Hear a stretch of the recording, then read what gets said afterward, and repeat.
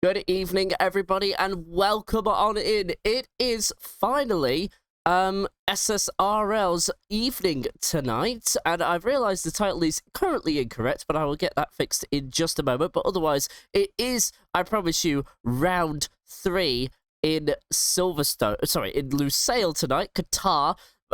So very exciting race to come along.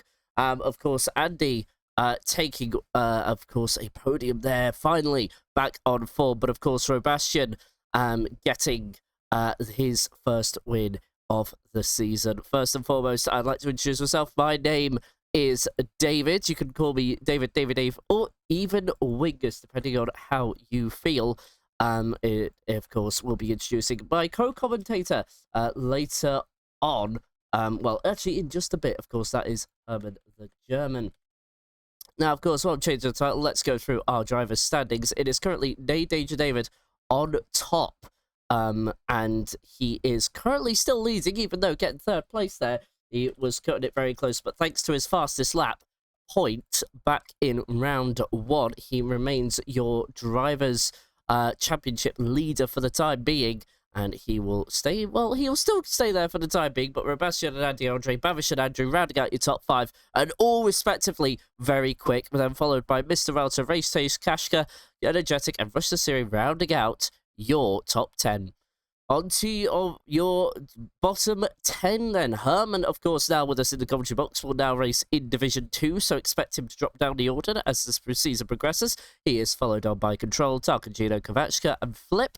Then, from 16th to 20th, it's Faradoko, Fellow Son, Crankjorg, Fletch, and Vincenzo. And, of course, Fellow Son with an awful start, no points in the first 2 races. Can something turn around for him this evening? In our team standings, of course, it would be the one and only Williams outfit, currently leading by 50 points to the Racing Bulls, followed by Sauber, McLaren, and the Red Bull. Then, of course, we have Mercedes, Alpine, Ferrari, and Haas. Aston Martin rounding out your 10 teams that currently take part in the Formula 1 season. And finally, we can look at some qualifying action. We have the full track map for you there, and it looks to be one of the Aston Martins going out as of right now. And in fact, that's Fellow Son, of course, looking to get on form. But of course, we need to introduce Division 2 specialist, Season 1 champion, breaking point specialist, and a rest specialist in Rainbow Six Siege. It is our one and only Herman the German. How are you doing this evening?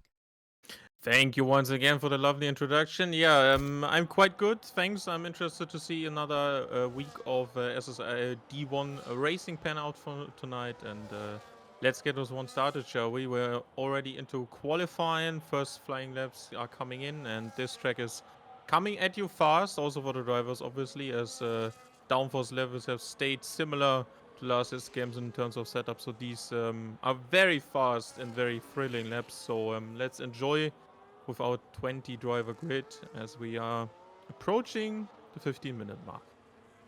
Absolutely, and of course, I did actually want to kind of have a chat with you because obviously you're commentating over Division 1 now. You're going to be racing in Division 2.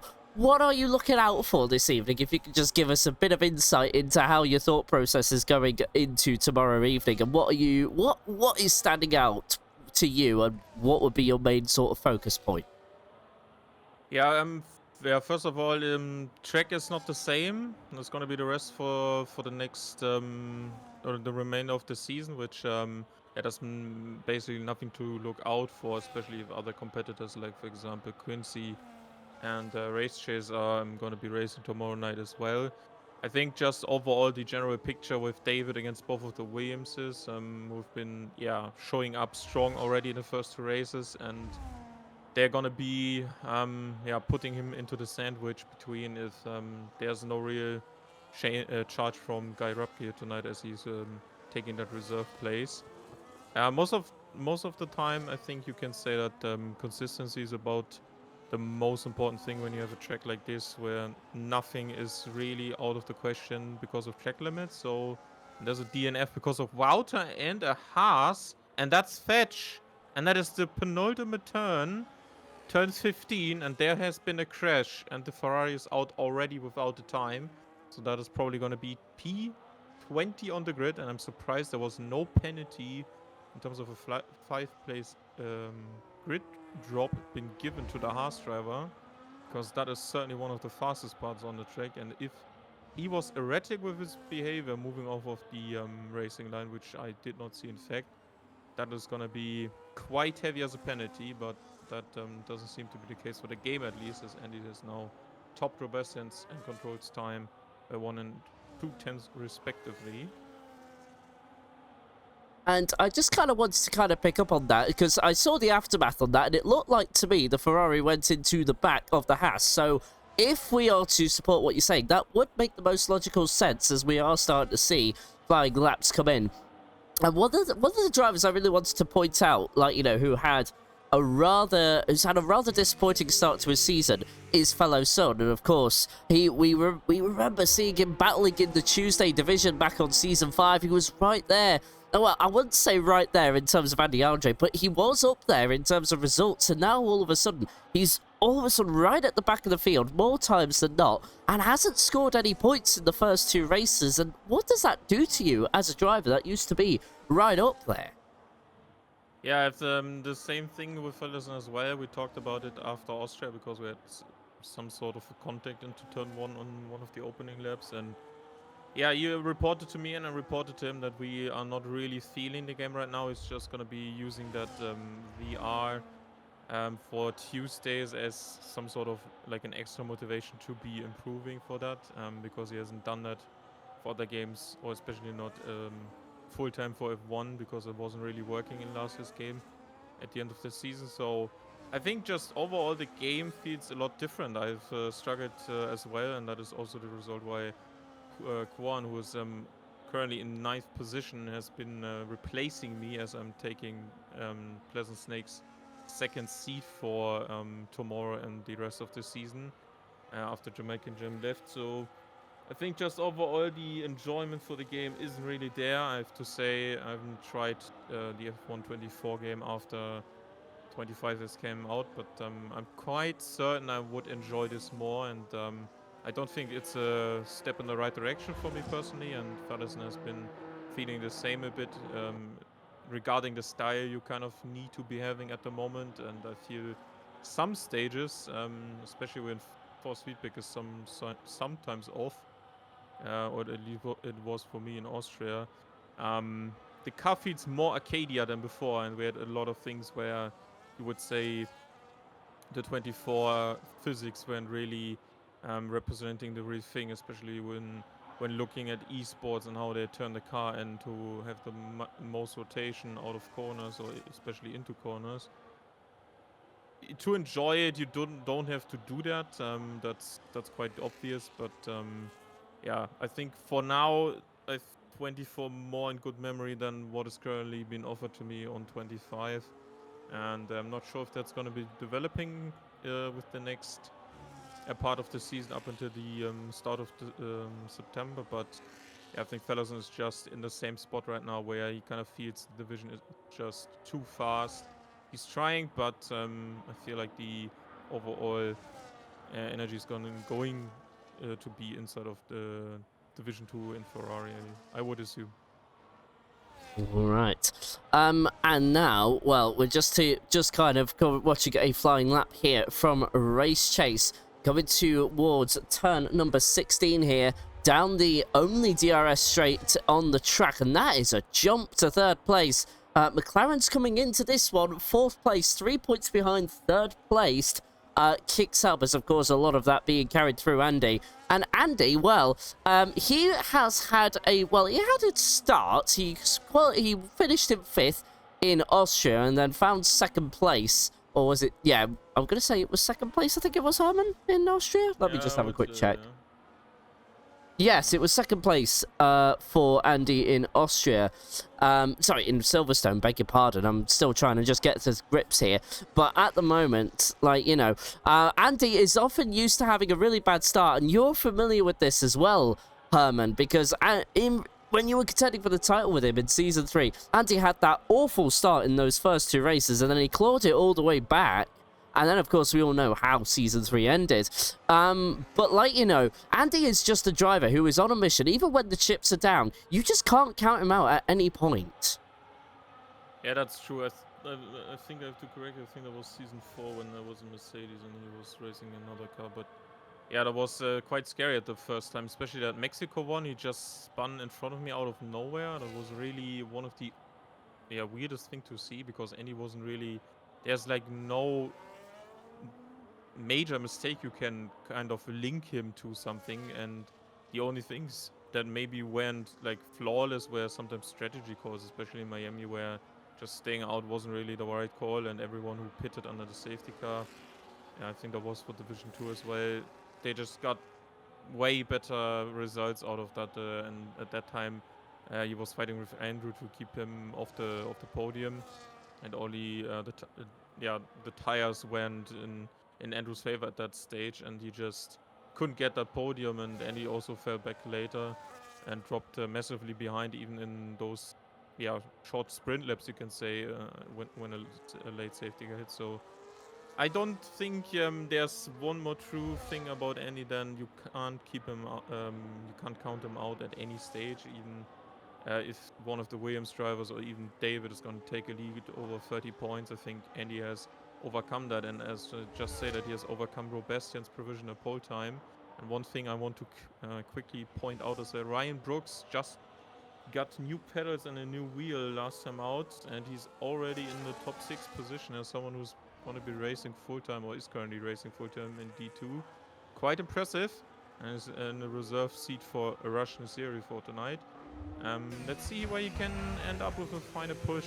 6 minutes to go. We still haven't seen anything really major from David, although he's still one of the drivers, or the last one below the 1 minute 22. So let's see where he can be. And Fallison, I watched that onboard lap before, has invalidated it at the end of the last sector.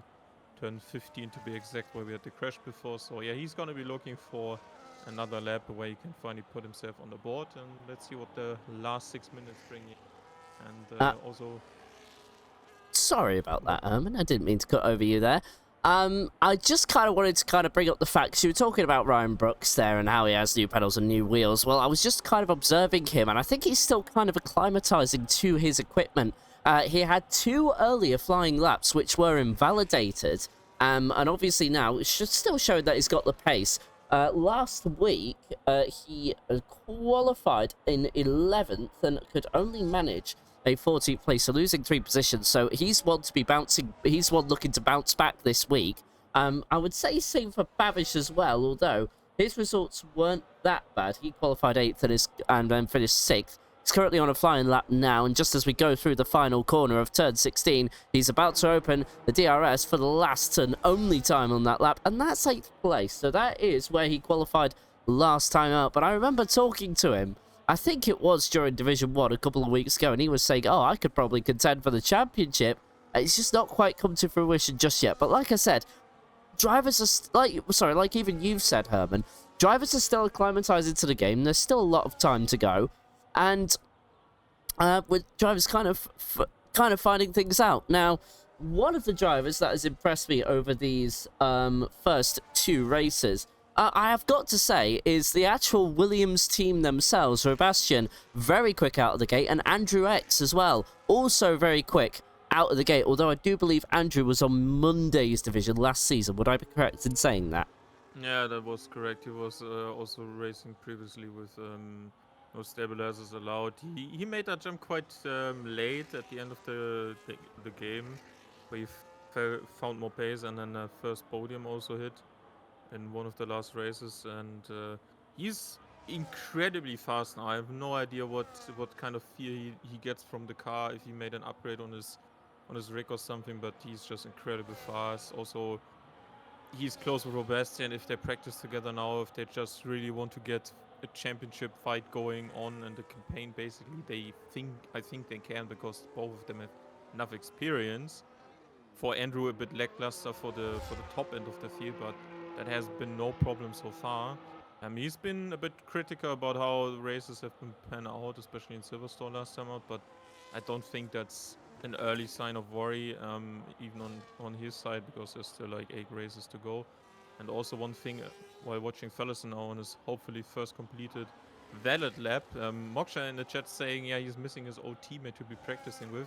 who knows? Sometimes a nice duo can enable you for better performances, push you over the limit. We remember Rosberg and Hamilton being good friends after karting, and then when they jumped into the Mercedes from 2013 onwards until Nico retired in 2016, they were nothing like best mates. And although that isn't the case for these two, yeah, I think a Moksha return would certainly help fellas in his enjoyment, I would say. But yeah, he's just too try hard in gardening, so his recovery is still going on.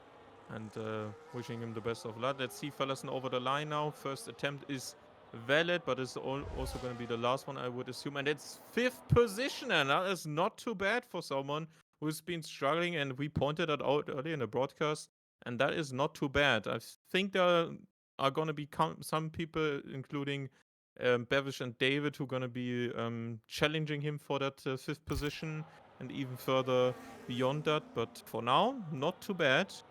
And certainly better than starting 20th on a track where Dirty is going to be troublesome, especially on this game. Let's see how he stacks up against the rest, who will be starting final rounds now. We have Rowley, Kovachka is out there. We have Guy Repke, who's replacing Energetic for tonight. Also, Race Chase and Andy are also on laps. Oh no, Andy has already invalidated that. Let's see if he has enough fuel left. Just over 2 minutes to go in the session, and we will be, well, just under 2 minutes to go in the session now. We're currently focusing on Guy Rapka, and he is currently up 7.5 tenths there, currently with the 125.417. Sorry, no, that goes to Fletch, beg your pardon. That Rapka is 124.490. Guy just coming through turns 7, 8, and 9 now. Now we'll be approaching 10 in a few moments, and like Herman said, these corners come at you thick and very, very thick and very fast. He is now going through the fast right-handed section of turns 12, 13, and 14. You kind of have to hit every single apex here to get the best out of the corner, and Guy is currently doing that. As of right now, it should be flat through 15. No, he is not. He had to lift through there, and now he's got traffic in front of him. Will it impede him? Shouldn't be close enough to do so, but we'll get a bit of dirty air through the final corner. And now on to the final start for the straight. He's got a slipstream. He'll have DRS for a few moments. That's a 16th with a 1:23.432, an overall second improvement. And DeAndre, who had validated his lap last time out, is currently also finishing his flyer. He's just going through turns number 10 now. We'll be approaching 11. That's flat through there. And now through the high downforce sections, he approaches 12, 13, and 14, Herman.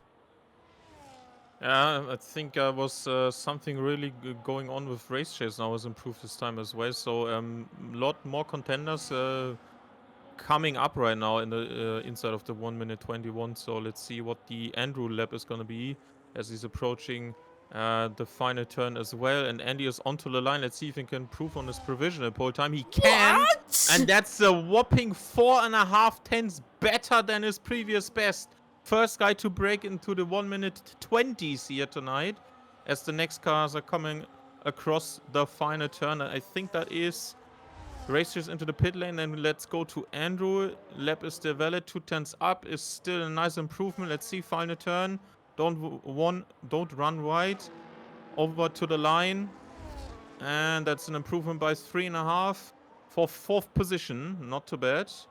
Sveda is back with us for running, was also previously with NSA, and he is now into 12th position, taking reserve slot for Kick Sauber's Vincenzo here tonight, and Takengino is next, but into the... Oh, and there's a 5th place grid penalty, as there's another collision inside of turn 15, and Bevish stays 10th. Who is next across the line? Control is slow. Robastian is slinging it into the final turn. Oh, that was close to track limits. Over the line, can he beat Race Chase? Can he beat Andy? Only Race Chase for now. Just by the slightest margin, as David is the last probably to cross the line here. 9th position for now. Goes into 5th on a 121.6. And I think if Fetch doesn't have anything left, it doesn't look like it. That's gonna be it. What a lap by Andy. Wow. Incredible stuff. Nearly 4.5 tenths there. Yeah, Fletch not really having a good time of it. I think that was an in-lap from a previous flyer, but only finding 18th position there. So a lot of work to be done for the Haas driver there. Of course, his teammate Kashka currently up in 11th place as Andy now comes into the pits after what was an incredible lap. Had us in the raptures, but fellow Sun, I think, will be very happy with that. He is up 10 positions from where he was last week in qualifying, 7th position for the Aston Martin driver, and he will be very happy with that, with Ryan Brooks as well. Qualifying 3 places up from last week, so already a foot in the right direction. But in terms of your championship contenders, it's definitely Andy who's best of the rest in qualifying. He takes pole position. And moving on to your race predictions, well, I don't think there's going to be anybody else, and I think Andy for the win is a very safe bet. Yeah, it might be. But I'm willing to gamble if something happens, so... Why don't you go first? Okay. Top 5. I'll just go through the official confirmation for qualifying. Of course, we have Andy in first, Robastian, Race Chase, Andrew, and Danger David rounding out your top 5. Your championship contenders, part of Race Chase altogether. Then from 6th to 10th, well, Control with a 5-place grid penalty, so take that with a pinch of salt. But for now, 6th, 7th, 8th. Sorry, 6th is Control. Then Fellow Son, Ryan, Quincy, and Bavish. Then from all the way to 20th is Kashka, Sveda, Rowley, Tarkin, Gino, Kovachka, Guy, Kwan, Fletch, and Craig Jog, and your only DNF in qualifying was Mr. Walter. Okay, race predictions. Here we go. So, Andy Andre to win. I don't think that's in any doubt. I'm probably going to gamble a bit with 2nd and 3rd. I will say 2nd is going to be Bavish, and then 3rd place, I am going to say Robastian. And 4 and 5th? Oh, you want top 5? Okay. Yeah. Let's see. 4th, Danger David, and then 5th place, I will say Ryan Brooks. Okay. I think I want Andy first. Robastian 2nd, David 3rd. 4th is gonna be Andrew. And I'm backing Ferguson for 5th. Let's see. Let's see. Fellow Son also, of course, we've just said before, great qualifying from him. But now, of course, what are we predicting in terms of the pit stops here today, Herman? Are we seeing a 1-stop like we did back in Silverstone, or are we predicting a more 2-stop scenario? Well, there was a time at the start of last year's game where I felt like there was sometimes a move towards the 2-stop if certain things happened in the race, but I think it should be more of a 2-stop now because tire deck on the front left is so high here. I kind of think that it has to be something including both hards you can choose if you also remember to do that, and a medium as the other option. I don't see the soft working at all. It's probably just 2 laps of qualifying times worth, and then after that it's just gonna fall off. So yeah, maybe if something goes really wrong and there's maybe an extra safety car in between, like especially at the start where people just want to get rid of the probably not so great mediums, then I also can see a 3-stop working. But yeah, I think pit lane lost time is one of the highest here, so it's gonna be tough for an extra stop beyond to make that work. But if traffic isn't too bad and you kind of not synced with the others, then it can work. So I expect a lot of front runners maybe to start on the hard, because that seemed to be a really great tire, especially when it's high deck. So let's see. But I would be surprised if it's anything that's with 1-stop or even includes any soft or 2 mediums at a stage. So that's going to be hard. Absolutely, and I'd say the only time we'll see a safety car, the only time we'll see a three-stop is under safety car, and it would have to be, like, a very late safety car if we're ever going to see the soft tyres. As you say, I don't think that's the logical tyre, as you say, it's very high speed, and a lot of it is, well, some of the corners are very reliant on rear end, traction, but anyway, we are now going for our formation lap, so we bring on the music, and we will go through your 20 drivers for one last time. It is Andy Andre taking pole by over 4.5 tenths. He's followed by Robastian. And of course, it is then in third, Race Chase. Then it's Andrew in the Williams. Williams looking out second and fourth, with Danger David currently in fifth, leading the championship by a singular point. Fellow Son then comes off the treads of the mediums. He sticks on a set of hards, and the only driver in the top 9 to do so. Ryan Brooks follows on in 7th position with Quincy in 8th. Then 9th is Bavish, followed by Kashka in 10th. Then 11th is Control in the Alpine, with Sveta in 12th. Then it's Rowley and Tarkangino rounding out 13th and 14th with the Ferrari and Aston. Your top 15 then currently rounded out by Kovachka there. Then Kwan in 16th. Grant Jog already disqualified on the formation lap in 17th. Mr. Wouter, a driver on the soft tyre in 18th. Guy Rapka also disqualified during the formation lap in 19th there. 20th is Fletch, and it seems to be favouring the medium tyres, but then we have that offset with the soft. So one to look out for then, Herman. Mr. Wouter not following the medium or the hard tyre trend. Yeah, I think if that's going to be working, then I seriously think that's some early 2000s Ferrari strategy with maybe 4-stop in Magny-Cours in France, but I can't see that working. I'm interested to see how it's going to pan out. First few rows are already there. Yeah, I think he's going to be going for a big undercut, which is very strong, I think, on this track especially. But yeah, what guys are you gonna be undercutting with like 2 laps after the start? So I'm interested to see how he's gonna make that work.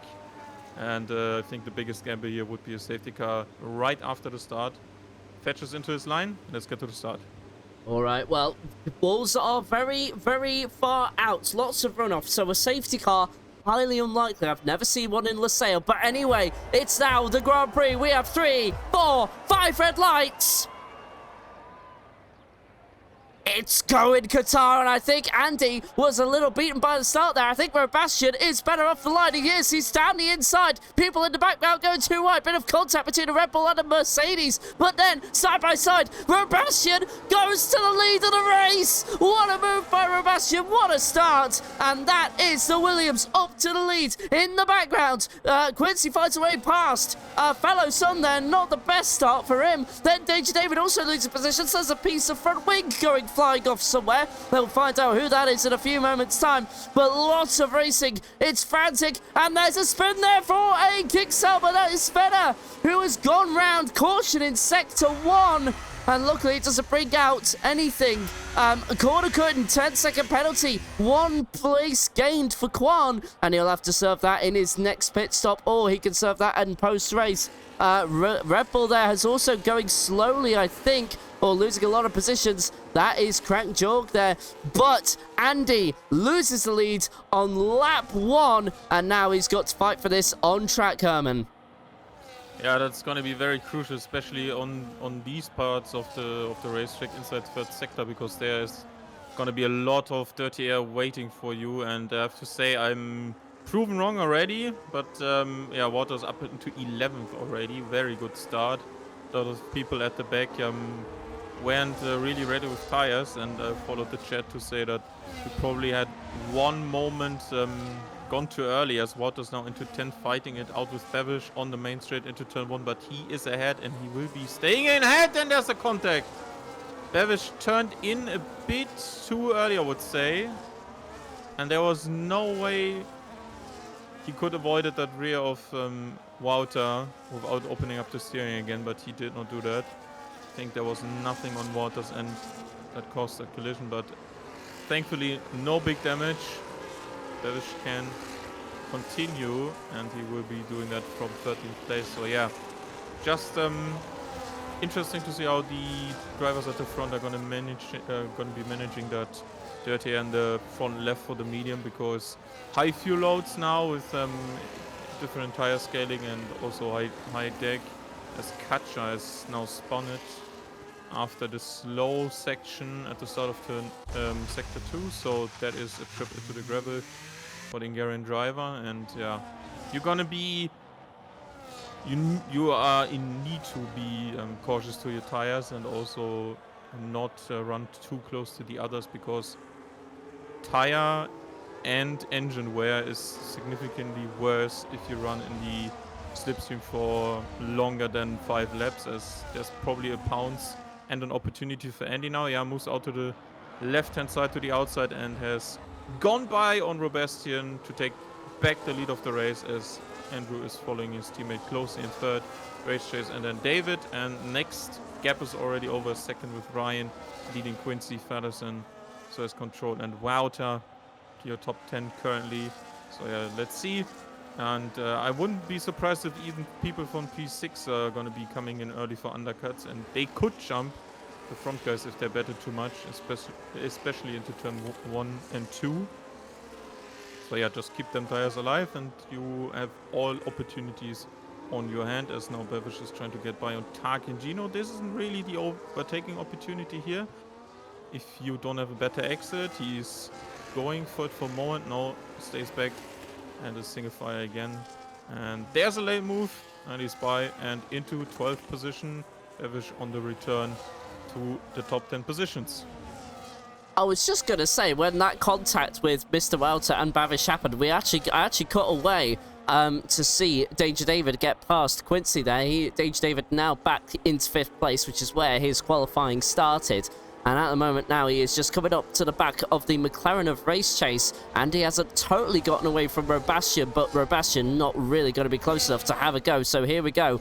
Can Danger David make a move? The McLaren will have DRS in defense, and yeah, nothing happening there. That is all safe and sound for Race Chase, will remain 4th place, but has lost that 1 second bubble to the... No, sorry, it's Andrew that's actually lost that 1 second bubble to his teammate in front, but might gain that back as they go through the next few corners. Now remember, as Wouter now up into 9th place there, Control unable to hang on to 9th, and those soft tyres seem to be working for Mr. Wouter quite well, but I would expect the Ferrari to be on a 2-stop strategy, and then would really need a safety car to really bring him in, but the Ferrari on a very good start of things as of right now.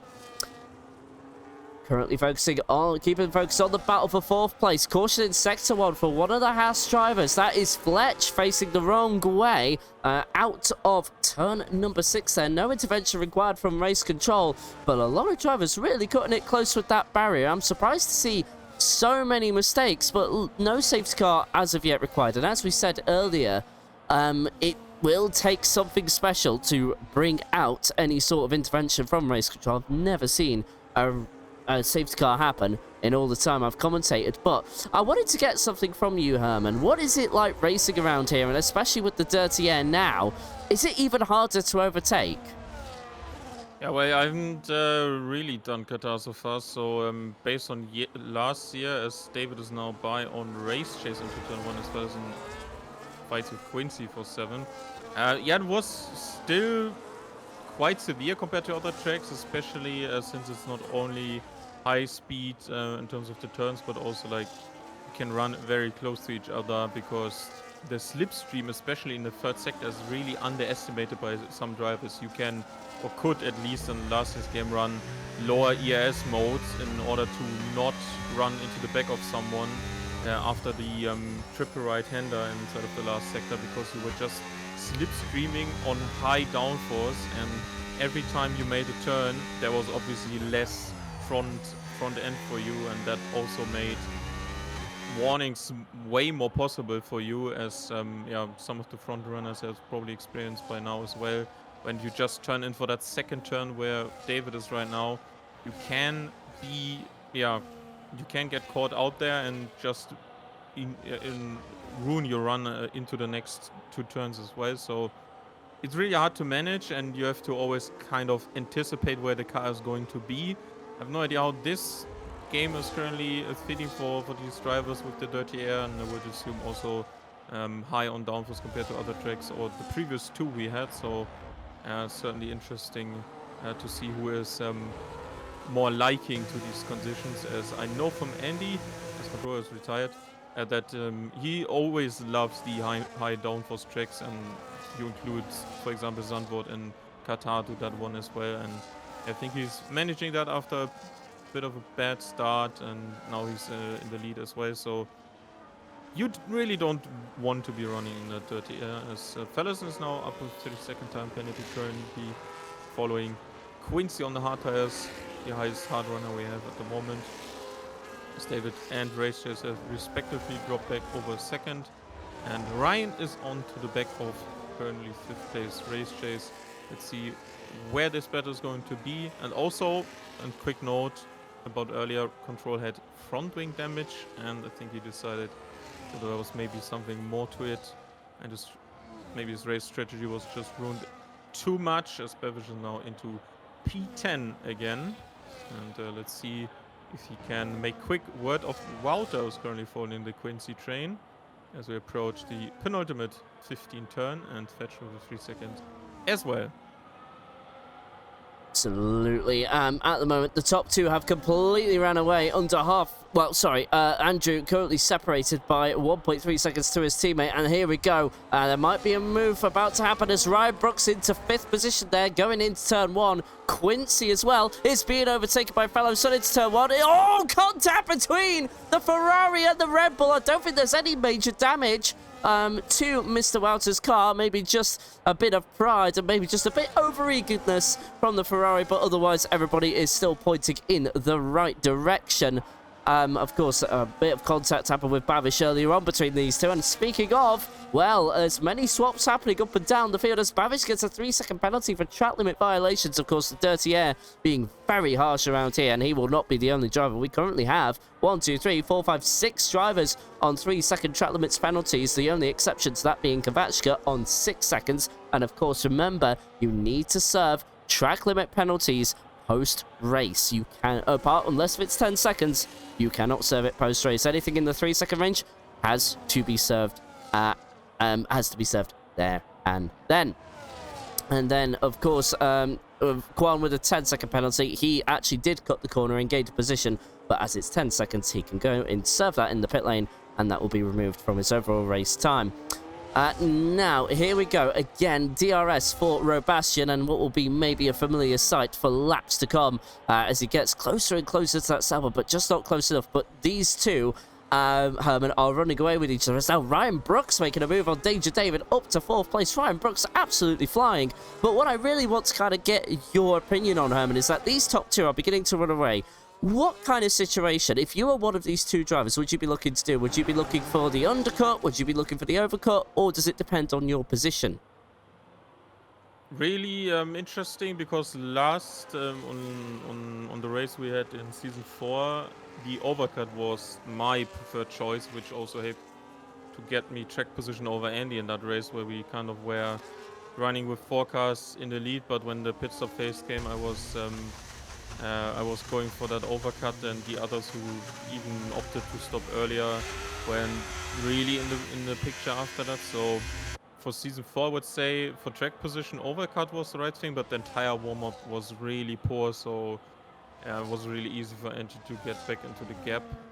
That wasn't also very big at that stage, so can be troublesome to overextend if you are aiming for a 2-stop inside of this year's game, if high deck is as high as expected. Surprised Walter hasn't pulled in so far. Let's see if that's going to be soon. But yeah, if the medium run, for example, lasts over 10 laps, which isn't for race chase, and now Walter is coming into the pit as well with Bevish behind, so double stack for McLaren. Yeah, I can't see anything other than the undercut for Robastian, and if I was him, I would stay out at least one more lap for now, especially if Andy isn't coming in. So if these guys are now reacting to what has been happening even behind them, 5 to 10 seconds behind them, they should be aware that one more lap can make a huge difference here, and you can find yourself easily inside of a group that you can't recover from in the next 2 stints probably. And they have a good starting position for this pit stop phase, especially with that gap to Andrew now, but yeah, it can fade from you so much, and you don't have the real time pit loss window in your head all the time, so you don't really know in what kind of group you come out, even if you know approximately what time you're going to be losing. So yeah, as you can only see the next 4 guys around you or 2 up and down from your position, you need to be very aware that you can't be risking it all. Let's see about this one. They're both staying out. Might be a chance for Andrew. No. Ryan is also keeping it outside the white lines for the pit entry, and they're the next 6 as well. So no pressure, and no hurry as well from them. So yeah, the other ones who are currently racing inside of the 3rd sector have other plans, and Walter has gotten rid of that soft tire and is now with Kuan, and Bevish as well as Tark and Gino, who just pitted for a fresh set of softs himself. So he's going to be looking to get some good lap times in now in that 2nd stint. And Walter is already by on Kuan, and I think Bevish is going to be soon as well. That is correct. Bit of a stretch for Tark and Gino, but yeah. Made quick work of that Mercedes, who's been running on that hard tire from the start. And let's see how quickly they can catch up to the next group, who will be joining the pit lane very soon, as most of them are on the hard. And yeah, next most interesting thing is going to be if Robastian wants to maybe get a final push here now and pass Andy and then go into the pit lane after that, because usually you can only overtake on the main straight, and Kacha is retired in the pit lane. That is the 2nd Haas DNF, and we are only down to 60 now. And there is no pit call, but David is by on Kovachka, and that is now 8th position again for him. Just wanted to bring up something very quickly. Ryan Brooks on an absolute charge, and just to kind of give a bit of information on Fletch, he was all over the track. He actually couldn't keep it on the, he couldn't keep it between the white lines, kept going off at every single point, and in the end there must have been some sort of aerodynamic damage that we could not visibly see on the car, so he had to call it a day earlier than maybe he would have wanted. That is why he is out of the race. As for Kashka, I'm not too sure about that one. He was definitely struggling after that spin on lap 1, which forced him into the pit lane. So he was unfortunate there. Bavish makes a move on Mr. Welter there. Of course, those two made contact a few laps ago, and luckily it's all clean and fair this time around, but mostly drivers starting to hold station a little bit, and some of those battles in the background not really mattering due to track limit violations. Speaking of track limit violations, Sveda gets another one as Tarkangino gets his first one, so 3-second penalties being thrown around like Oprah giving, what is it? You have one, you have one, you have a 3-second penalty, you can have a 3-second penalty. And, well, that's no fun for all the drivers, unfortunately. Not as generous as they would have liked. Just rolling down the outside of, that is Quan in turn number 7 there. Great stuff there from the Ferrari, as now Andrew is into the pit lane. And so that means the top 3 will surely need to respond to this. But we also need to keep an eye on Danger David. He needs to be out ahead of both the McLaren and the Williams. Danger David undercutting. He's on a fresh set of hard tyres, only 2 laps old. Andrew and Race Chase onto the same tyre. Here we go. Down the start finish straight we go. And I think David has got them both. So David is ahead of both Andrew and Race Chase. The undercut proving to be very powerful here in Qatar. And that is positions lost. Do they come out ahead of Bavish? Yes, they do. And there's a Red Bull of Crankjog to get in between them. But great stop for David, and now he is a net, I think, if I'm not mistaken, 3rd place and maybe higher if the leaders continue to stay out. Yeah, certainly good strategy for now by David. I'm interested to see how 3 laps of fresher hard tires for Andrew are going to be panning out, but One of the biggest things you always see when pit stops are happening, especially on this track, are when you don't, or you are no longer, especially in a DRS train, because that is like 4 or 5 tenths a lap that you lose on the main straight, that you don't really need your tires to be pushing. And both of the top two are coming in, and Ryan Brooks is also following them suit. As Fellas might be taking the lead here, as he's still on a hard tire, and he does so, in fact. So yeah, he's been winning here with Kick Sauber in Division 2, as we have alluded earlier in Season 5. And he's now onto that, yeah, interesting diverted strategy the rest of the hard runners have pitted or are about to be pitting. And yeah, he's going extra long here. He has no dirty air, also, as I said, no DS train. And everyone is now fighting for that position. And if you are stuck in a train, that half a second advantage over the rest of the field that is not in the train will be disappearing very fast, as the track is very wide and you can race throughout many corners, especially inside of that first sector, for quite some time. So yeah, don't try to lose too much time now if you're on a different strategy that involves you trying to catch up, and that is especially true for Andrew, who's currently 3 seconds down, has his next competitor directly ahead of him.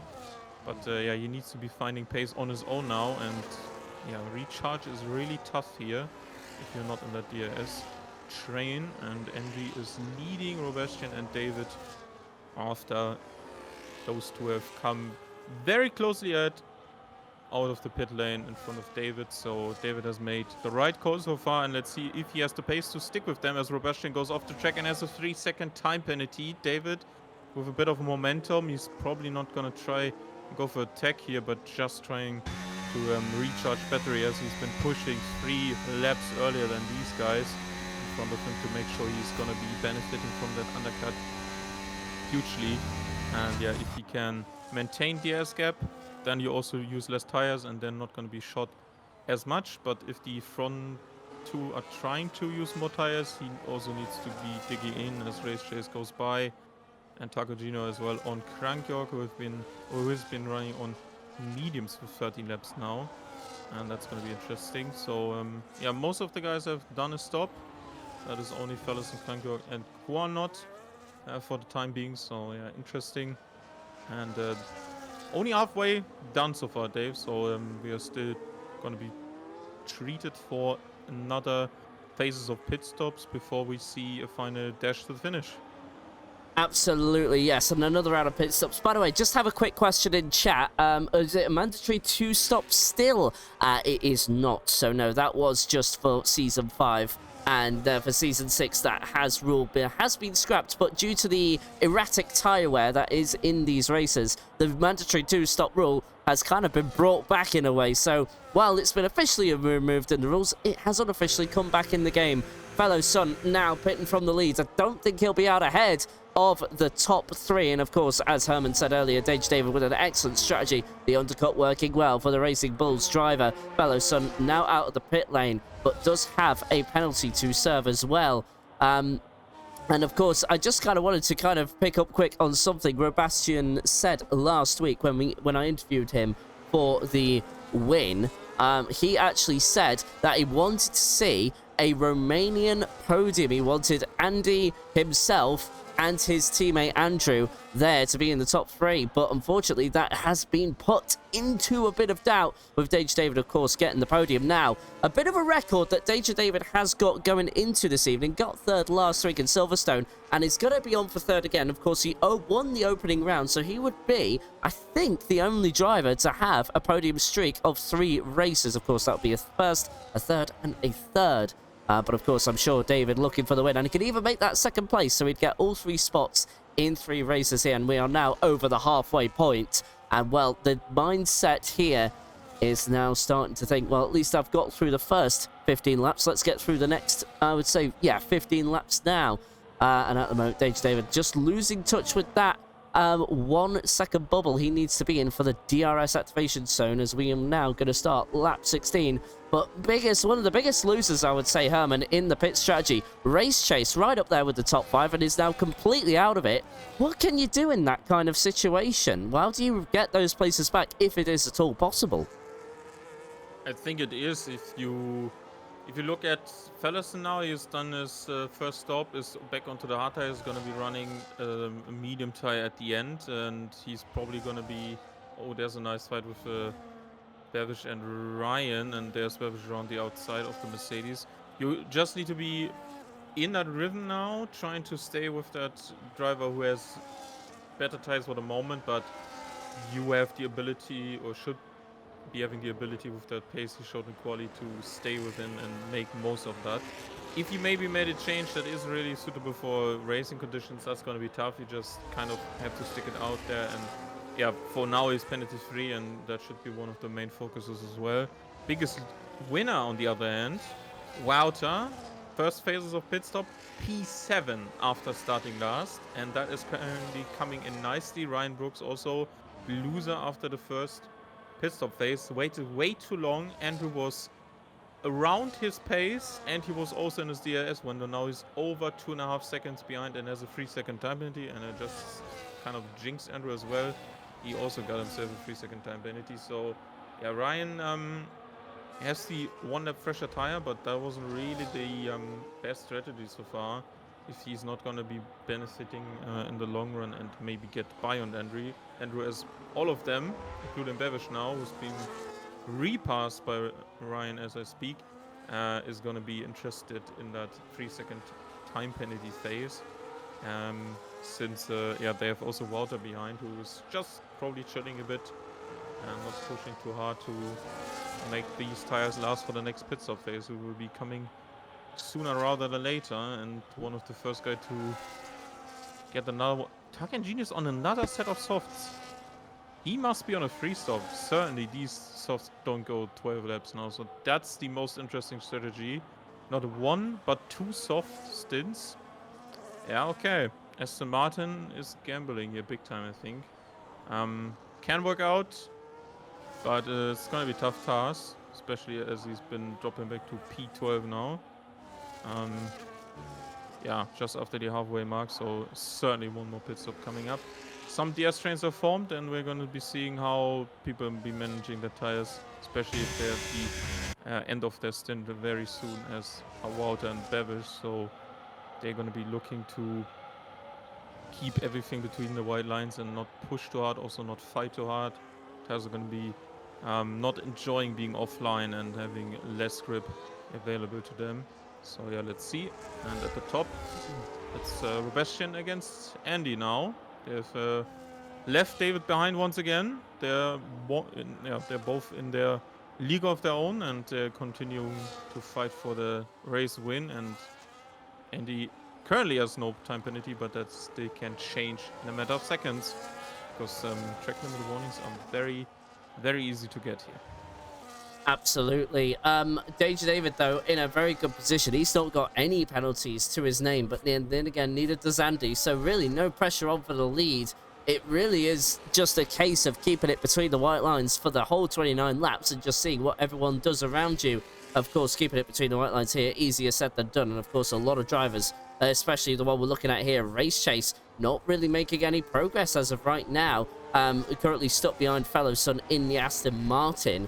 And it is very difficult to overtake round here. Of course, the only DRS zone, like we've said earlier in qualifying, is down the start-finish straight, and then you get nothing after that. And it's just a whole tight, twisty section. Of course, this track is more built for MotoGP.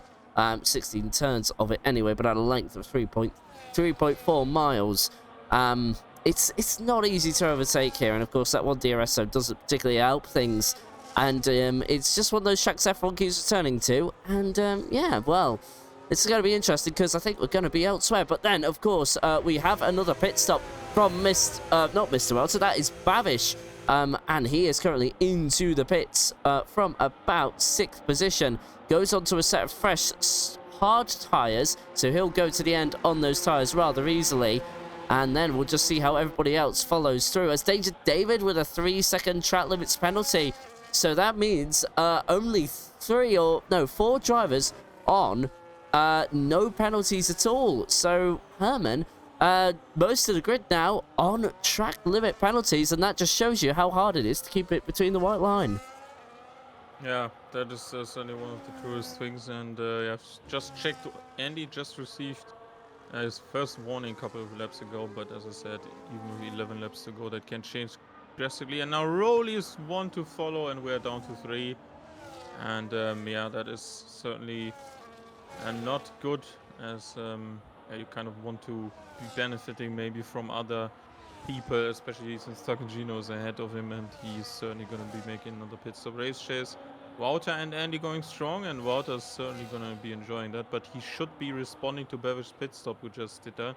Also interesting to see why or how Quincy fell away, because he was quite in that group at the start, and now the Ferrari's into the pit lane. Don't speed, please, because that's 10 seconds you won't be enjoying that much. And yeah, race chase is by now, and Bevish is going to be approaching soon. Ferguson on that double hard for now. He's going to be probably to the end of the medium tire, if not the soft, because Tarantino has been running that, and that wasn't too bad, I would say, especially with less fuel. And also Wouter's first stint was at least 7 laps long, so if he fancies that, I wouldn't be surprised. And Bevish is in fact ahead of Wouter, but not by much. Tire warm-up is obviously with the McLaren, so there's a chance Wouter might be left in the dust, so he needs to be aware of this situation, and he's currently following that McLaren quite closely, so that's good for him, as more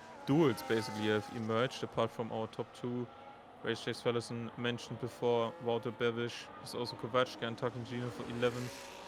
So yeah, still a lot of things to come, and especially that second pit stop, I would assume. You would assume that, wouldn't you? Of course, our most recent pit stop has come from, let me bring up the tyre life once again. Mr. Wouter being one of the most recent pit stops, but struggling to get by Bavish at the moment, as now Danger David is in for his second and final pit stop. What does he go on to? He could go to mediums from here. He certainly does. And comes in, changes rather good, and he'll come out ahead of Quincy, so that'll be 7th place. He'll resume in, but of course putting the top 2 under pressure, but doesn't have the Oh, Robastia with a 6-second penalty for track limit. Well, no, 3-second penalty, but 6 seconds added onto his post-race time, so that means Andy could just let him through, and no pressure in all honesty, because he could just go to the end with those tyres. Mr. Wouter now finally overtakes the McLaren of Bavish. That is for 9th position. And Race Chase here, still behind the Aston Martin of Fellow Son. Fellow Son is going to be feeling a lot better about his race than everybody else, getting 3-second penalties for track limit violations. He will still lose out to Race Chase, who's just behind him, as Bavish with a 3-second penalty as well in 10th there. So that's 6 seconds added on to his time. And the only driver with them, there's 2 drivers with 9-second penalties. That is Kovachka and Sveda. So those have come out of just about nowhere. But here we go. Can Robastian maybe take the lead? I don't think he's really going to try for it anymore. I think he's just going to keep Andy within his sights and maybe try and put him under a bit of pressure. Maybe force him into a mistake. Go side by side with him somewhere, but it's hard to do that round here, as we keep saying. It's just such a tight track, and the white lines are not too far away, as 13 or 14 drivers have proven to us so far. So really, there's not really too much happening in terms of racing at the moment. Of course, a lot of drivers being forced to be stuck behind, but now we might see a move from Mr. Wouter on SSRL Quincy. Mr. Wouter with the fastest lap of the race, and that is a very academic move there on Quincy with DRS as well. That was just going to always be easy. That's Mr. Wouter up into 8th place, but needs to try and find some pace throughout these final 8 laps to try and get some positions. Thanks to the track limit penalties, the drivers ahead will incur once they cross the start-finish line. Herman, how have you reviewed the race thus far? Yeah, quite strong race from Wouter, most impressive, and he's actually in a position flip yeah, predicted him to be, and he has also done his final stop, so that's going to be good for him now, as Beveridge is being held up by Quincy now instead of that second sector. The McLaren goes deep, and Beveridge is next to him. Right-hand side turn coming up, and he is through, so the McLaren now into P9. And I have to say, I'm interested to see what, or if Fellison is even going to pit again at the end of this, because he has extended. Well, he has to, because he also only run hard tires, but he's like in danger of running over that point of no return where you just don't have enough laps to get anything back. And yeah, for example, also I think Quincy hasn't done his second. Yeah, that is correct. Race Chase not, Ryan not, Andrew not. Yeah, so some of these maybe actually be going for that extended second stint, and maybe even put on a soft at the end, especially if front two can do that, because the gap is so huge at this stage, and that's very interesting.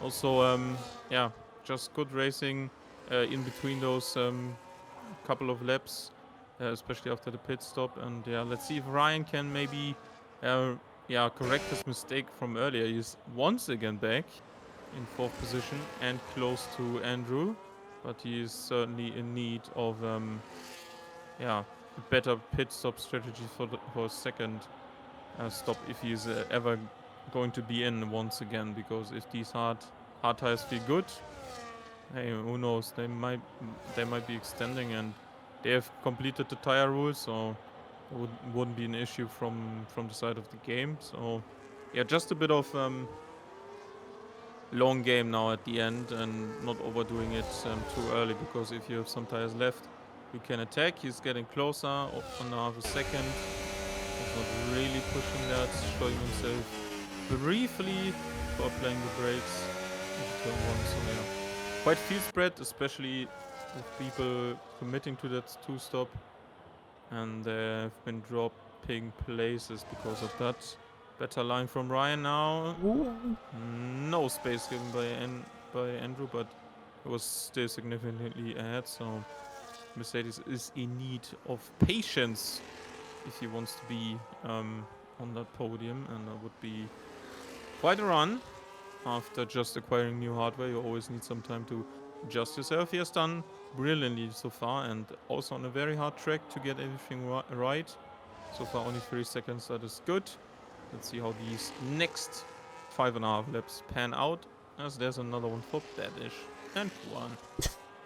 Babish and Quan. And Robastian gets a 9-second penalty added on to his post-race time, so that's another 3 seconds. Robastian losing all composure in these final few laps, but now we have a genuine fight for 3rd place. Both Andrew and Ryan Brooks have 3 seconds post-race to serve, as does fellow Sun behind, but he's got Race Chase to think about, so now it will be DRS for the Mercedes. Look at him go! It's 3rd place for Ryan Brooks, and he only needs 6 more seconds as Race Chase also makes his move, as fellow Sun into the pits at this late stage of the race. That should be soft tyres for the Aston Martin in reality, as Danger David goes up into 6th place there. And now 9 seconds away from Race Chase, all the way in 5th. And, well, he needs to find 1.7 seconds to catch up to Andrew. And, well, Ryan Brooks making a move there down the DRS straight. And he is now 3rd place on track. Crack Jorg now with another 3-second penalty. That's 6 seconds onto his time. But the only 3 drivers without a penalty in this race are Wouter, Race Chase, and your leader of the entire Grand Prix, Andy Andre. And Robastian, while not leaving Andy Andre behind, unfortunately has come with mistakes. He's gone beyond the white line a few too many times for the liking of the game. And, well, the penalty total speaks for itself. If he was to overtake Andy, he would need to find a total of 9 seconds in 4 laps. In the background as well for 13th place, Tarkagino passing Kovachka there. And that is Tarkagino actually genuinely up on Kovachka as well. Kovachka not having a good run of things as of yet.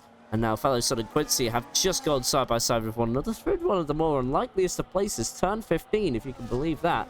And that was a move. No, sorry, not turn 15, beg your pardon. That was turn 3, I think. Yeah, it was, because that had just coming through turn 6 now. I'm confused all of a sudden. I'm very confused. I think that was actually turn 10 there as soon as everything caught up. But man, I've been really off it today. But as of right now, Ryan Brooks, more importantly, one thing to take away, Ryan Brooks up to third and trying to leave Andrew behind there. And, well, we're also race chasing Andy without penalties going into the final 4 laps of the race. And I think this is Andy's Grand Prix to lose, don't you think, Herman?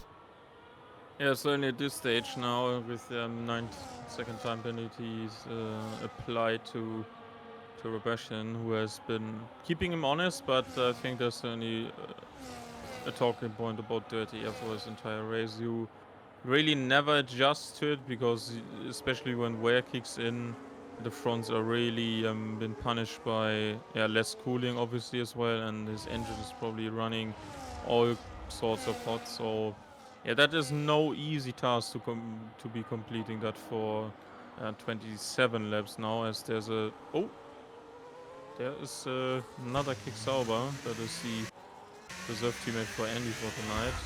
Just spun it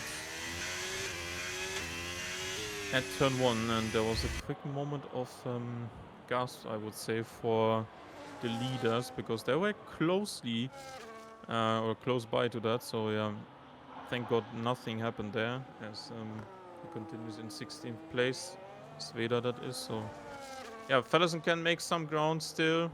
Bevish time penalty total is a bit higher than his, so yeah, 1.5 seconds basically more time needs to be found for a solid P8 finish. He seems to be going well on this check. I have no idea if he had chance to put some work in to get his season a bit more rolling and understanding the game a bit more. So yeah, it's certainly interesting. And there's another off for Krankjorg.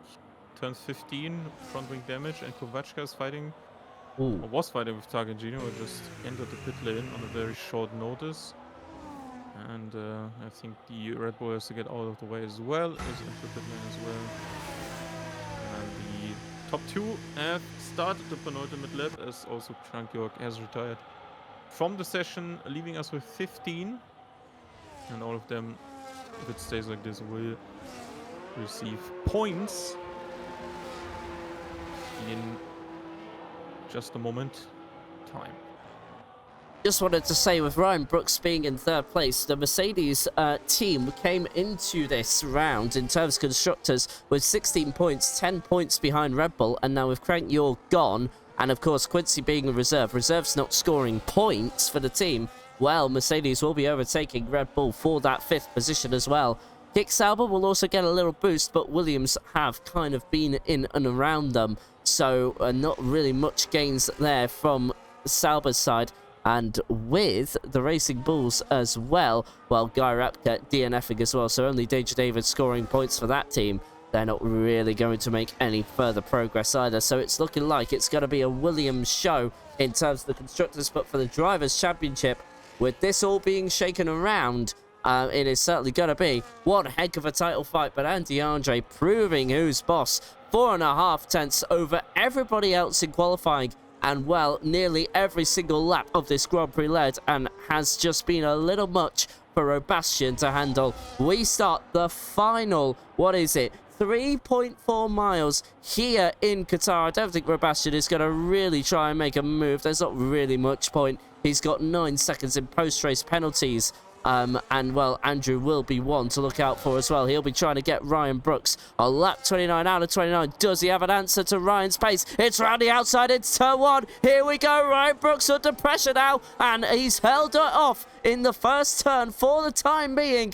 But we'll have to keep an eye on that as the lap progresses. But now we go back to Andy. He has just been the one above the rest for the time being. Robastian has been there, but 9 seconds in post-race penalties for track limit violations means he will finish second place. Even if he does find a way past Andy, it will be all for nothing. It's looking like Ryan Brooks has secured that third place. 8 tenths of a second as David David with another track limits penalty, but with Stewalter being 9.8 seconds behind, doesn't matter. He would need to find about 4 seconds now under the final lap. Very unlikely to happen. But now, Andy, it's taken about 3 races, but when the chips are down, never count out the Romanian. Through turn 16 goes your 4-time world champion, and he will come across the line, the winner at Lusail. He has won the Qatar Grand Prix. Robastian finishes 10 seconds behind, but Ryan Brooks, after an awful Silverstone qualifying and an awful race at his home Grand Prix, he redeems himself at Qatar. 3rd place for the Mercedes driver, and Andrew has to settle for 4th place. Yet again, Andrew outside of the podium. Race chase for 5th. Danger David, with his penalties, has to settle for 6th. Mr. Walter will not be close enough to capitalise on that. And Babish as well will capitalise on 8th place there. But good drive from Mr. Walter. From last to 77th place. A great drive from the Tifosi there. And Quincy coming across the line eventually as well will be... Let's have a quick look as he goes very wide there through the final corner. He will have... even with that additional 3-second penalty, he'll have 10th, no problem. Then it will be Rowley in 11th, and then Kovachka will come home in 12th place. And that rounds out another Division 1. Not necessarily a classic, but still a few exciting storylines to take forward into the next few weeks. And Andy Andre, now your 3rd different winner in 3 races. What a drive from the Romanian, and of course Robastian as well, keeping it in 2nd, but a bit more scruffy. Like I said, there wasn't really a classic there. Didn't really have much on the line going in, but of course for the actual overall narrative of the Drivers' Championship, there's actually a lot to look forward to with that. Yeah, certainly was a strong showing by the top 2. I think Andrew kind of showed where a bit of work needs to be done, and also great driver Ryan, honestly very impressive. And yeah, my driver today has to be Walter's strong drive. It's tough to get by on people, and strategy was just on point today, so big shout out to him, especially with 0 track limit time penalties and the fastest lap as well in 7th position. Really strong drive, and yeah, I think the difference in this track characteristic have shown who's probably gonna be fighting it out till the end of this 10 race season, I should say. So yeah, more things to come, and the one who's probably scratching his head the most is gonna be David. If that 1 stop was possible, should have committed to that. Only 6 now, with some gap at the end, and he's gonna be looking probably to redeem himself in Saudi. Absolutely. And as we draw to an end, the official results, the unofficial results there, of course, penalties might be applied. Let's see. Let's go into the commentary box, because we have our top 3 here with us. And let's start with our winner, Andy Andre. It's been a long time coming. We had to wait 3 races, but congratulations on your first win in Season 6. That looked extremely easy. 4.5 tenths in qualifying ahead of everybody else, and then nearly every single lap led of that Grand Prix. How do you feel? Extremely happy, honestly. I really did try my best this week to see if I could do anything to close the gap to Robastian, and maybe just on one occasion get the better out of him. And yeah, it certainly worked like a treat today. Qualifying and race, good laps in quali, good laps in the race, just lap after lap. Going, not leaving anything on the track. It was. I'm really happy with the result I got today. And of course, this means you are our 3rd different winner in Season 6 so far. Of course, round 1 went to Danger David, round 2 went to Robastian, and now round 3 goes to you. So in terms of everything there, it's certainly setting up quite an exciting picture for the championship. Are you looking forward to what the next few rounds are going to give us, and are you hoping to be right up there?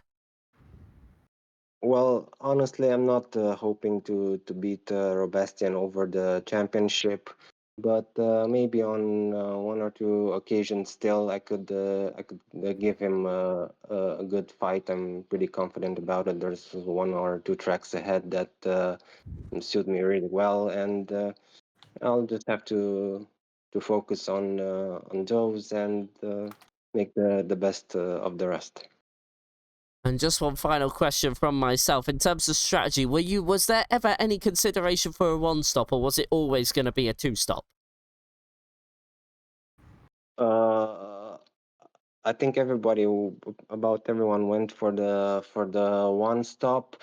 Uh, I had, as I said, I did a lot of preparation for this rack, so I pretty much knew what the tires were gonna be like. There were no surprises there, just a straight forward strategy, medium hard on the optimal lap to pit. Nothing really much to add there. I wasn't in real danger of an undercut, so yeah, pretty much straightforward strategy.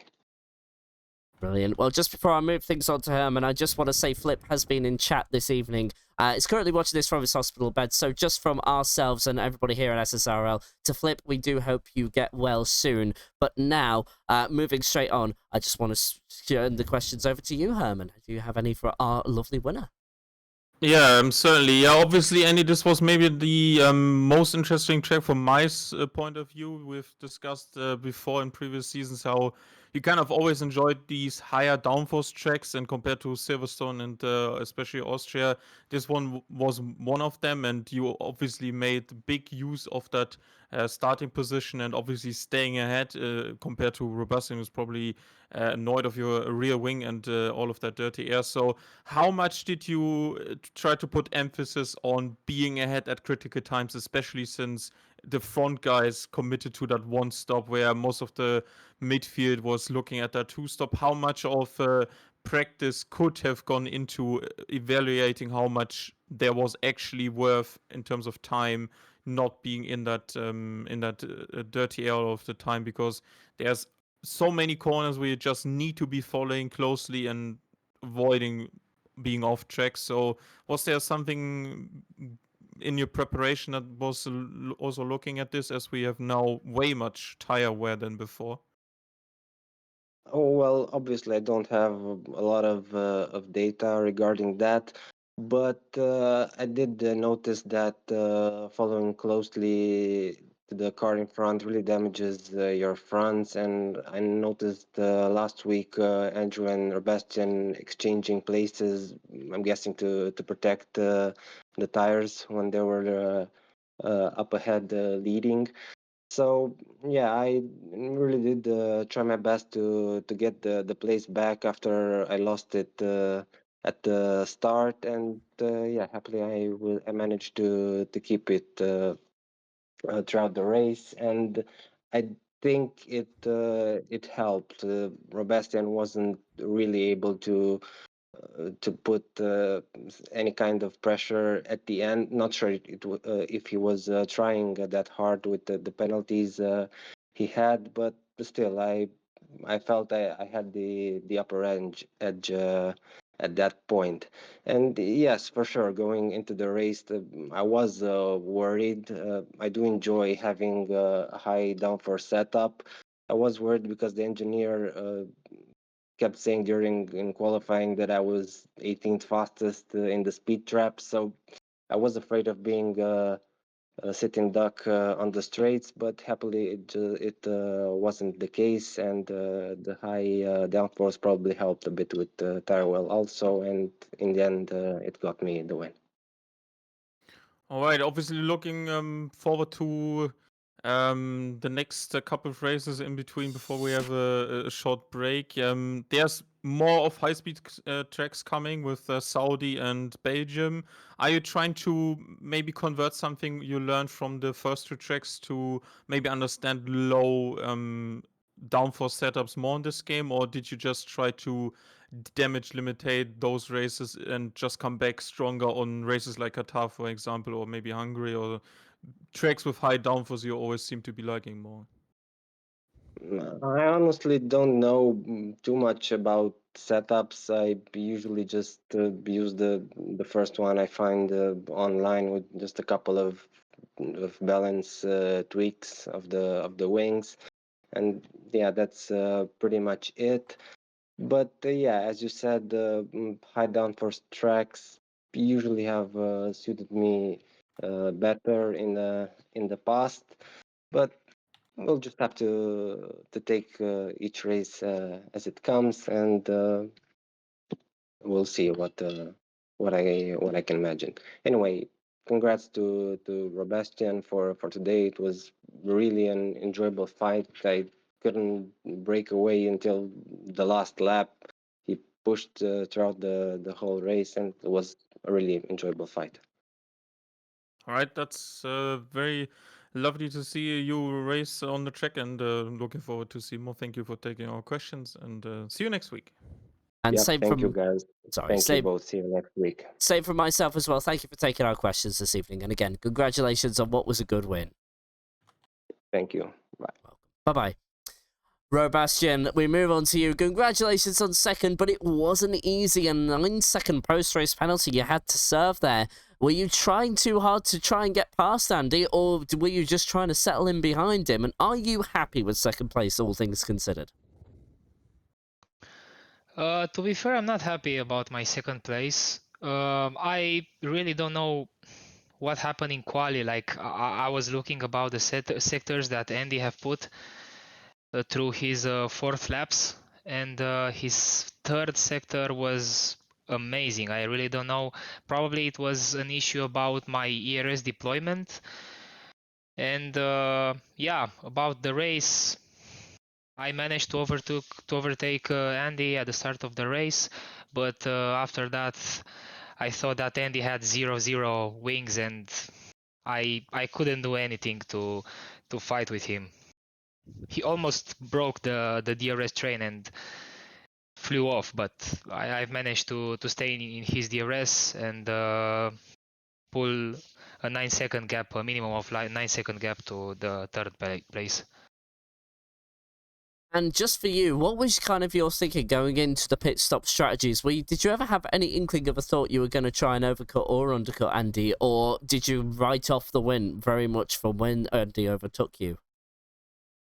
To be fair, from the first laps, I knew that Andy will win the race because I saw his pace, I saw how much he managed to put in those laps, and also his top speed. And I was like, okay, I will be the second one today, and I will try to stay in his DRS for all the time, you know. And just a final question from myself before I move on to Herman. Can we expect to see a bit of a comeback to the winning step? Of course, next week we are in Saudi Arabia. So do you think you will have better fortunes there, or what? How do you feel overall? I hope so. I don't know. To be fair, I don't know. I just try to enjoy this game and have fun. But you see, with Andy taking this first place, he was rapid, he was quick, and I couldn't overtake him. So who knows? Maybe in Saudi, he will also win the race with 0-0 wings, and I couldn't overtake him. You know. Well, Robastian, I'll move on the questions to Herman. You can take over from here. Yeah, so Robastian, obviously, it's sad to hear that you're not really happy with your second place, but I have to say you had the hardest job, and the one I could relate the most to in season 4 was fighting with Andy throughout, and staying in his dirty air isn't an easy task, especially when he always seems to be getting extra tenths out of his third sector. Honestly, the game currently has some sort of feel that Dirty is way worse than before. Did that maybe affect you the most in terms of your track limit time penalties for today? Yeah, sure, 100%. When I saw that we both managed to pull a gap from the third place, I knew that as long I will stay in his DRS, regardless my penalties, I will be okay. But yeah, I took those penalties because I was pushing myself, pushing my car also. So yeah, it was really a tough race. I am sweaty as hell. My hands hurts as hell.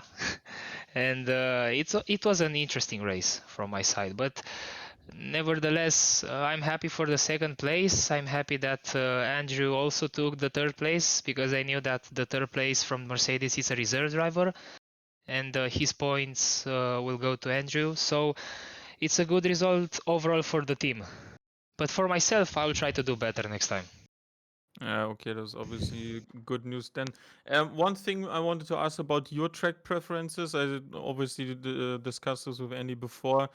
Are you more of a low downforce or high downforce runner? Do you enjoy a track like Qatar less than the previous two, or what is your preference on that? I don't really have a preference. Of course, I do prefer to race in some other tracks, but it's not like I enjoy driving on low downforce circuits or a high downforce. It really depends on how the circuit suits my driving style. Okay, then wishing you the best of luck. Thank you for taking our questions, and maybe speak to you next time. Thank you guys, and congratulations for the podium, guys. Right, Bastian, congratulations again on second place. Sorry you're sad about it, but we hope to see you next week. And until then, enjoy the rest of your evening. Thank you again for taking our questions. All right, it is time to move on to our third place driver, Ryan Brooks. Welcome back to the podium. It's good to see you. Congratulations on the third place. Ryan, you had a bit of a fight there with Andrew towards the end, and you got third place. How did that go for you? Yeah, it did. Good. You know me, I love Qatar. I won in PFRL. So yeah, Qatar's a track that really suits me. I enjoy driving it. It's dead flowy. I've got everything perfect in my eyes anyway. Loved the race. Not too happy with my qualifying, considering I went in the top 1,000 in time trial earlier on. I was actually slower in my qualifying lap than I am in time trial, which isn't very good. But we moved on. So we moved on. I was going to start on the hards, but I started on the mediums. I wanted a bit of pace at the start. So I went on to the mediums. Me and Quincy were having a little chat in the voice chat, and we were battling through the race at the start. And then his pace just dropped off, and I overtook him, kept DRS with a front lot, and then that kept me in it. And then as everyone's tyres started whirring, I felt like I was a bit quicker, which helped me. And then once I pitted, got onto the hards, Andrew went quite a bit in front. I think he was like 2.5 seconds in front. And I thought, that's it now, that's done. And then towards the end, I was keeping it around 2 seconds, and then next minute, in about 2 laps, I ended up winning DRS. And then, like you say, yeah, we battled to the end. We had a good battle. I had no ERS left on the last lap because I had to use it all going down the back straight to try and stay in front. We had a bit of a ding dong into turn 1, but then after that I just kept my own through the rest of the lap, and sure enough it kept me in P3. So yeah, really happy that we're expecting a P3, especially in D1. So yeah, really happy with how I've done today. And of course, we will see you tomorrow night for Division 2. What are your hopes going into that? Do you think you could go for the win, or are you just happy to be on the podium for that one? I'm happy with a podium every day of the week, Dave. I'll never moan at having a podium. You can't complain, can you? Only thing I wish we were racing Qatar and not Australia, because I prefer Qatar. I feel quick at Qatar. But, you know, we just got to get on with it. I'll do a bit of practice later, tomorrow after work, just before the race. And yeah, let's see how we can get on. Hopefully we can get another podium, as I'm sitting pretty in third, I think, in the standings in D2. So yeah, another podium will keep me sitting pretty in the standings. Of course, yes, we are racing a different track. So yes, thanks for reminding me. But just one last question before I pass it over to Herman. In terms of what I've asked every driver so far, what was the strategy going in? Was the one stop an idea, or was it always going to be the 2-stop? One stop all day long. I think the 2 stops 10 seconds slower in a 50% race. In the 100% race, I think there's only a second in it. So if you can find more pace in the in your stints in the 100% race, then a 2-stop for me personally is quicker. But in the 50% race, it's definitely a 1-stop. I had to stick with a 1-stop. Tyres were a bit battered. I mean, I think my mediums were on 65% and my hards were near on 80% by the end. But you've just got to manage that tyre wear as the wear gets worse. You've just got to, brake a bit earlier going into corners, try and keep it a bit smooth and just smooth on the throttle. But yeah, just watch your tyre wear and you can make the one stop work. It was definitely a one stop all day long. All right, Herman, you can take over. Yeah, speaking of stops, you always kind of alluded to that when the pit stop kind of concluded for the top running guys who, as we said before, were only doing that one stop. You kind of left it so late. I was wondering if that third place that was kind of looking like yours based on your pace was going away. So did you just get caught out by how much the undercut was worth based on what happened there at the moment, or did you just were committed that the maybe a lap or two younger tire could help you get pace back at the end and maybe get back to Andrew to retake that podium at the end? Yeah, so just before I pitted, I mean, I were in P4 behind Andrew, and he went in on lap 11. My strategy was always lap 12 and then hards till the end. So when he pitted on lap 11, I did debate following him in, but I thought I'll just stick it out for one more lap. Hopefully he gets stuck in traffic, which he didn't get stuck in much traffic. And he did make the undercut work, to be fair to him, because when I came out the pits, I was 2.5 seconds behind, so I lost about a second and a half because I was within DRS when he pitted. So I was a bit worried about that when I came out of the pits, but then in my head it was just I caught him up on the mediums when my tyre wear was worse towards the end of the stint. So I thought if I can do the same on the hards, I'm in with a chance of a podium. I thought the people behind, a couple of them were on a 2-stop. The people that were on a 1-stop were a bit further behind, and so I weren't really too worried about them. My only aim was to try and make that gap up to Andrew, but for most of the stint, I couldn't make any time. It was around 2.5 seconds all the way through until, say, the last 4 or 5 laps, and then I just started gaining a little bit, and then I think I only had like 3 laps in DRS, 4 laps in DRS, something like that. Till the end. So yeah, I just tried to save as much ERS as I could around the lap and then use it down that straight to overtake him. And then I knew once I was in front, if I could stay in front going down the straight, then I could stay in front for the rest of the lap, and that was my podium secure. So yeah, I didn't want to change from the lap 12 pit stop, even though Andrew did. It did come up in my mind, but I just thought stick with what you've got, and then I can go with that. And if anything goes wrong, it's my fault, in it. Yeah, that's a good evaluation of the situation. Obviously, sad to see that you obviously can't put that pace to what is really your competition instead of the 242 tomorrow night. But in terms of what you like as a track, maybe also the question to you: are you more on the higher downforce enjoy end as well when you have such strong pace in multiple different leagues on Qatar? Do you enjoy that more downforce more than low drag? Yeah, so that's one thing with me. I prefer having more downforce. I can keep up with people through the corners. The only issue I have with that is I have to burn a bit more ERS down the straights. The good thing with Qatar, there's not many long straights, so you can just save it up through the lap as long as you've got the downforce to get you through the corners quick enough. Save it up through the lap and let's burn it down the long straight. So that's all I aim to do. I do always run a higher downforce setup, like I say. But Australia, I'll have to come down a bit because there's more straights. So I'll have to have a look at the setup and think of that going into that race, because I don't want to. There's not enough corners on that track to be saving ERS. I'm gonna have to have a bit more straight line speed compared to tonight. Yeah, that's certainly true. All right, thank you for taking our questions, and congrats again on that third place for tonight. And let's see how your journey continues inside of SSRL. Yeah. Thank you, and speak to you soon. Much appreciated. Thank you, guys. Well done, everyone. Brian, congratulations from myself on P3. Thank you for taking our questions. And Cheers, Dave. well, I'll probably see you tomorrow. You sure will. See you All right, tomorrow, then. mate. See ya. Bye-bye. Bye-bye. Herman, it's been an absolute pleasure to share the commentary box with you yet again. Any final words before we depart out tonight? Yeah, as you said before, not a classic. I think strategy was still very interesting. I really didn't expect one stop from any guys, especially when you run in that dirty air for so long like Sebastian did. So yeah, very good to see that. There's a lot of variety, and yeah, the kind of mandatory two-stop hasn't stayed on every track so far with us from season 5. So yeah, totally different track for tomorrow as I'm going to be racing as well. So nothing to compare probably for the same guys, but after that, lots and lots of data for everyone to be looking at after D1 will be racing on Mondays. And let's see how Saudi's going to be. It's always a very entertaining track in this league, and have had my fair share part of history on this league as well. So Please have let's an see how. rush the cereal. Yeah.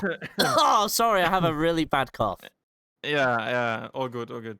Yeah, just looking forward to probably more action with closer walls and a lot of entertaining fights. And if tire wear is any indicator for a track like Saudi as well, where you just have a lot of front deck probably, especially for Sector 1, then we're going to be in for a treat once again. And yeah, looking forward to that as well. Herman, thank you very much for summing that up so nicely. I'll see you next. Well, I'll see you tomorrow in Division 2 on the track, but for the commentary box, we'll obviously see you next week on Monday. Herman, have a very good week, and I look forward to seeing you next week. You too. Goodbye. Bye-bye.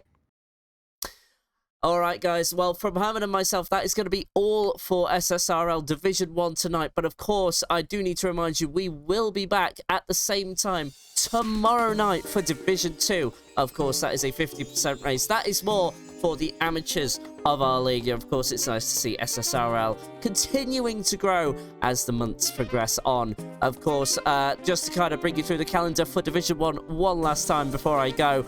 Next week, it is Saudi Arabia, and of course, that is a tight but very fast and twisty track, and opportunities for safety cars galore. And even as Herman alluded to earlier, had a little bit of a history lesson there with Rush the Series. But otherwise, from everybody at SSRL, from myself, the admins, the stewards, and of course for Herman, and of course all our drivers, we thank you so much for watching, and we will look forward to seeing you either tomorrow or next week.